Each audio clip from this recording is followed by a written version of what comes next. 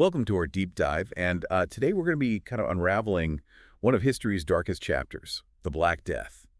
And we've got a ton of sources to dig into, vivid historical accounts, scientific research on the plague bacterium itself, Yersinia pestis, and analyses of how this thing really impacted society as a whole. So buckle up because we're about to go back in time to when Europe faced a pandemic. I mean, so devastating that it wiped out. It's crazy. 30 to 60% of Europe's population. It's important to remember that the Black Death, as horrific as it wasn't like an isolated incident. It was actually part of a much larger pandemic that spanned centuries and left its mark on the globe. They call it the Second Plague Pandemic. Okay, so the Black Death is just one piece of this much larger, centuries-long pandemic puzzle. That's already blowing my mind. But let's zoom in for a sec. Can you explain what the Black Death was and what caused it? The Black Death was a bubonic plague pandemic that swept across Europe and other parts of the world from 1346 to 1353. And you're right, the culprit was Yersinia pestis, a bacterium that can spread through fleas, and importantly through the air. Ah, that explains the rapid spread we always hear about. But where did this plague even come from? It feels like there's so much mystery surrounding its beginnings. The origin is actually still debated to this day. There are theories that point to Central Asia, China, the Middle East, and even the possibility of multiple strains emerging simultaneously. Multiple strains at the same time? That's a terrifying thought. So are we any closer to solving this origin mystery? There have been some fascinating breakthroughs. For instance, in 2022, researchers unearthed plague-infected grave sites in Kyrgyzstan dating back to the 1330s. This suggests that the plague might have started earlier than we previously thought, adding another layer to the puzzle. Kyrgyzstan in the 1330s. Okay, that gives us a possible starting point. Yeah. But how did this plague make the leap from Central Asia all the way over to Europe? This is where the story takes a pretty dramatic turn. Picture this. It's 1346, and the Genoese trading port of Kaffa in Crimea is under siege by the Golden Horde. The besieging Mongol army was ravaged by the plague. And in a gruesome act of what some might call early biological warfare, they started catapulting infected corpses over the city walls. Wait, they launched plague-ridden bodies over the walls. It sounds like something straight out of a horror movie. Did this actually help spread the plague? You can imagine the terror this instilled in the besieged Genoese traders. Fleeing Kaffa by ship, they unwittingly carried the plague with them, first to Constantinople and then across the Mediterranean. The siege of Kaffa provides a vivid, almost cinematic snapshot of both the horror and rapid transmission of the plague. So this single terrifying event in Kaffa might have been the catalyst for the Black Death's explosion across Europe. It's crazy how one event can have such massive ripple effects throughout history. So the plague arrived in Europe. What happened next? It spread like wildfire.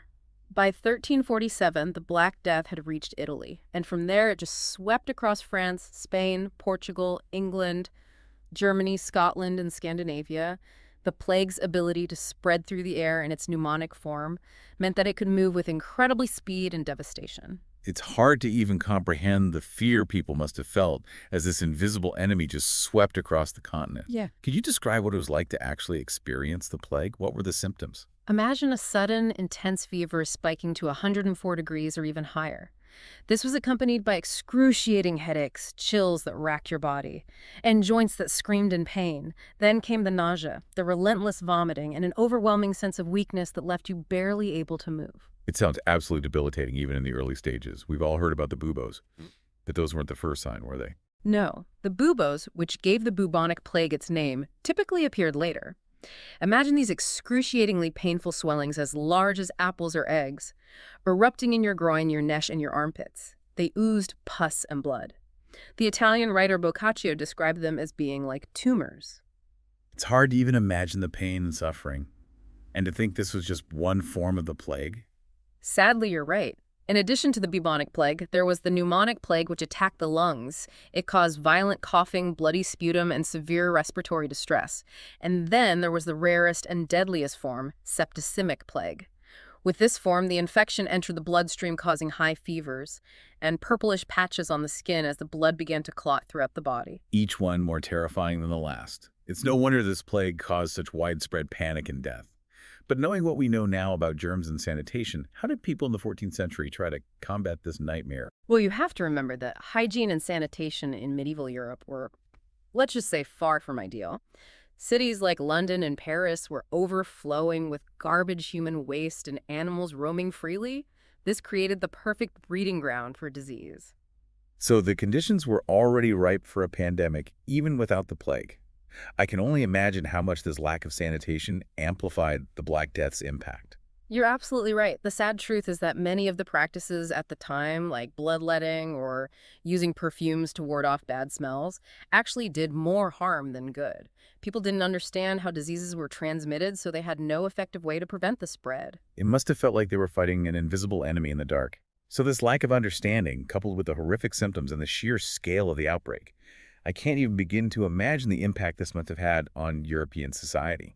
The impact was nothing short of catastrophic. The Black Death wasn't just a biological event, it reshaped the very fabric of European society. That's a great point. It wasn't just about the deaths, it was about the complete disruption of life as they knew it.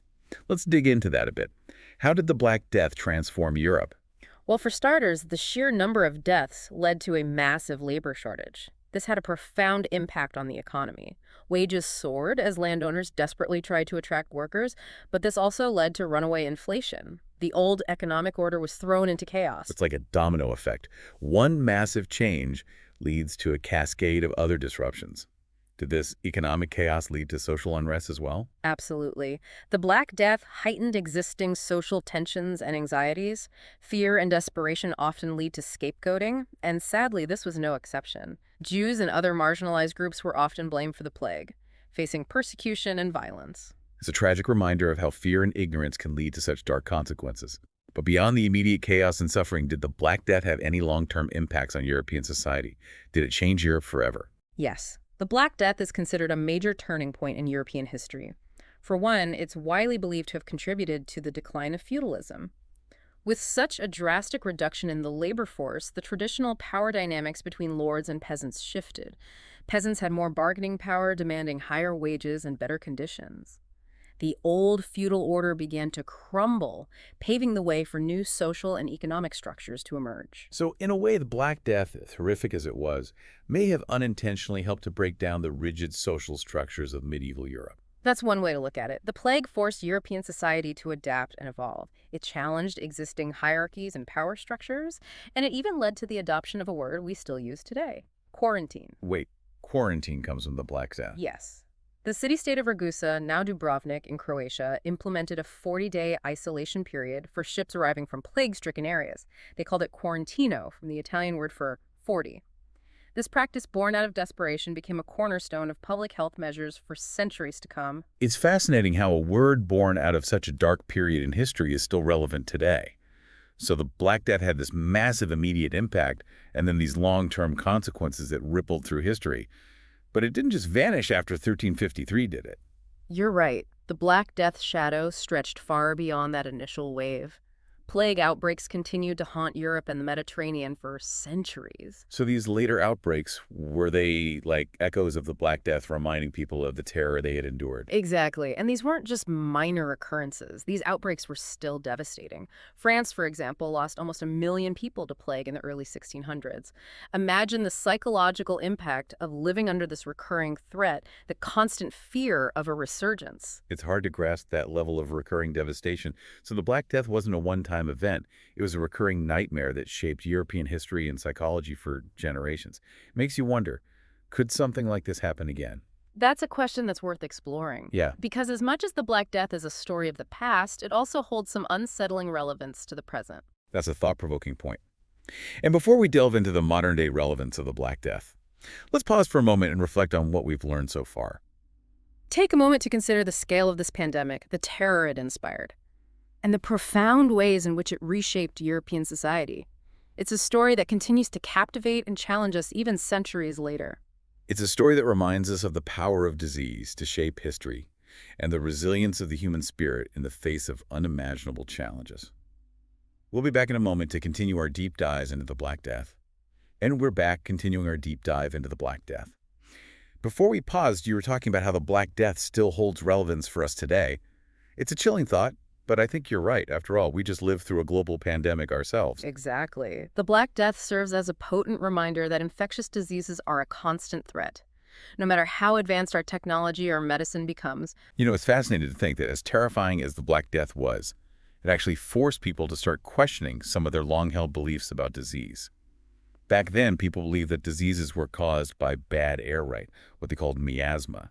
Yes, the miasma theory was the prevailing belief at the time. People thought that foul odors and rotting matter could spread illness. Of course, given the sanitation conditions we talked about earlier, it's not surprising that this theory held sway for so long. I can see how the state of medieval cities might have reinforced that idea.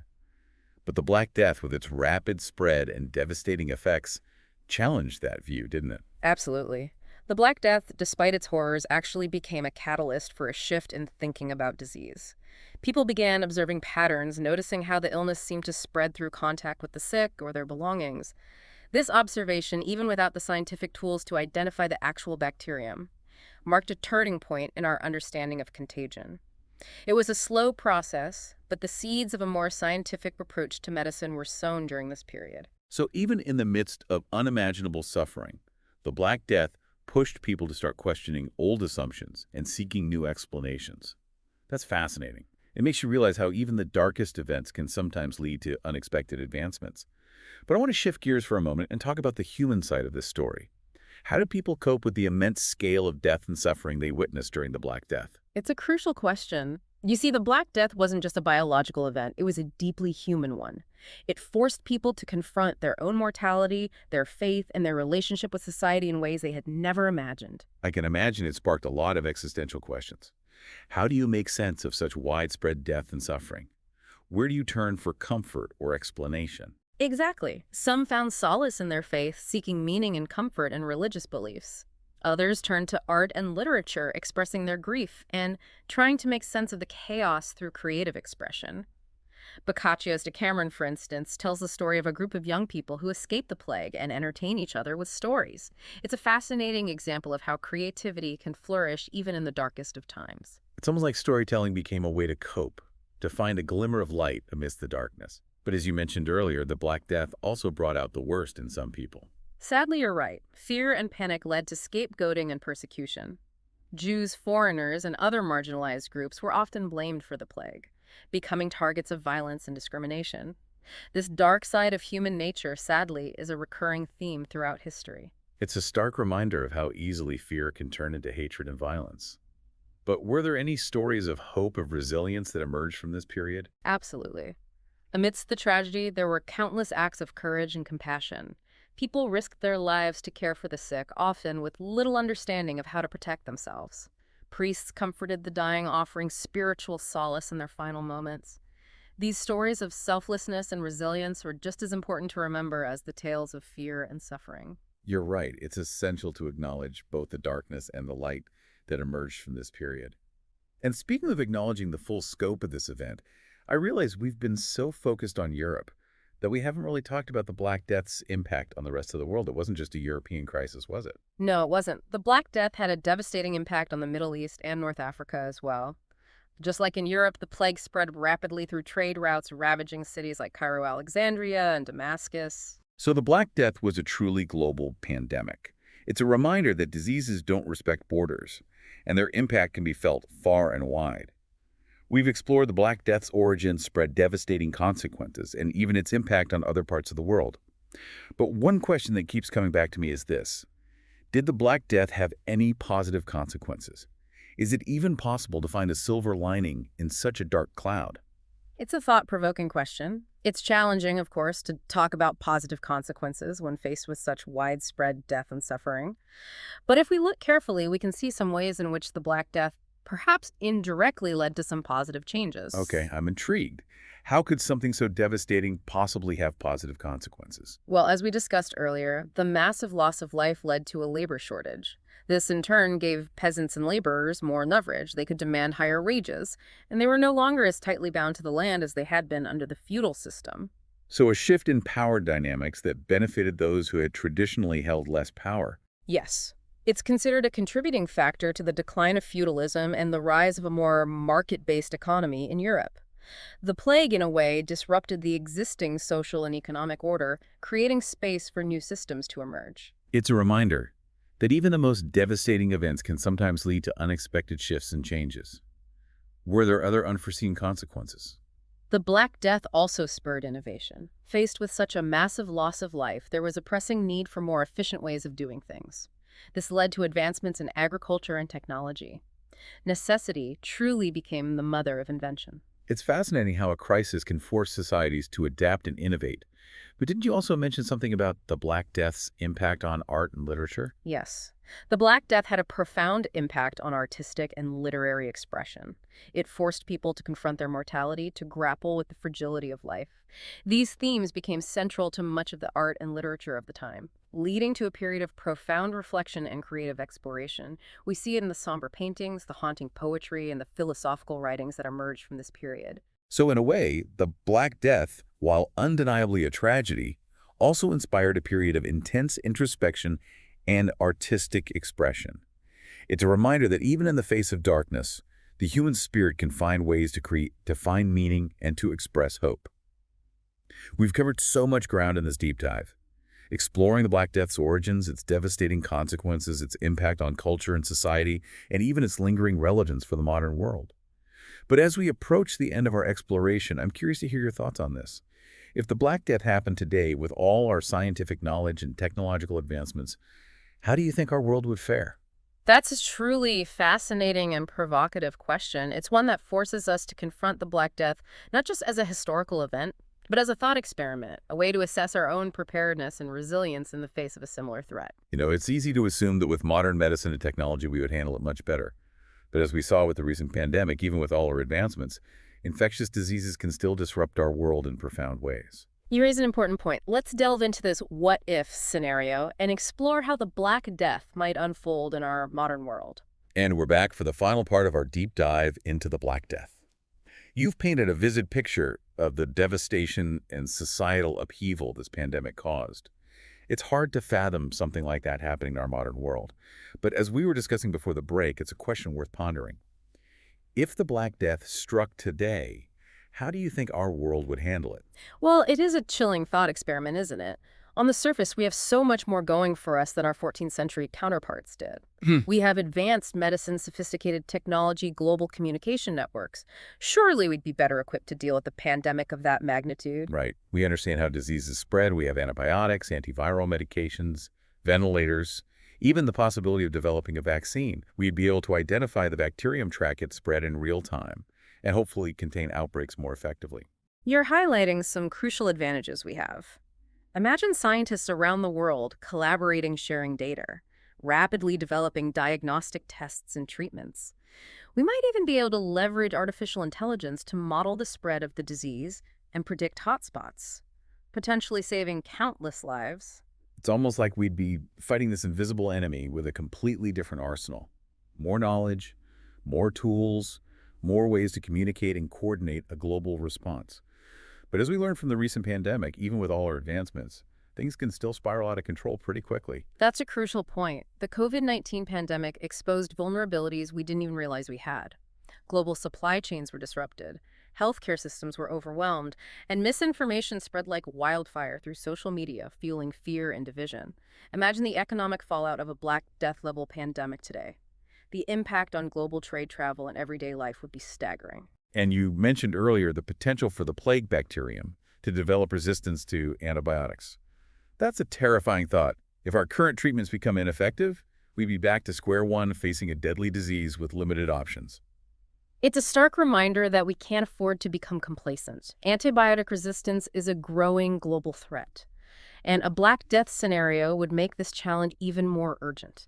It would demand massive investments in research and development to find new ways to combat the disease. Okay, so we've talked about the scientific challenges, potential for economic disruption, the threat of antibiotic resistance. But what about the psychological impact? How would we as individuals and as a global community cope with the fear and grief of a Black Death-level pandemic today? That's a complex question. On one hand, we have more awareness of mental health issues, more resources available for those struggling with anxiety, depression, and trauma. But on the other hand, our hyper-connected world. The constant influx of news and information could amplify fear and anxiety to unprecedented levels. Imagine the 20/47 news cycle social media feeds filled with images of suffering, the constant updates on death tolls. It's like information overload could become its own kind of pandemic. feeding into the panic and making it harder to make rational decisions. Exactly. And then there's the potential for social unrest, the scapegoating, the erosion of trust in institutions. We saw glimpses of this during the COVID-19 pandemic.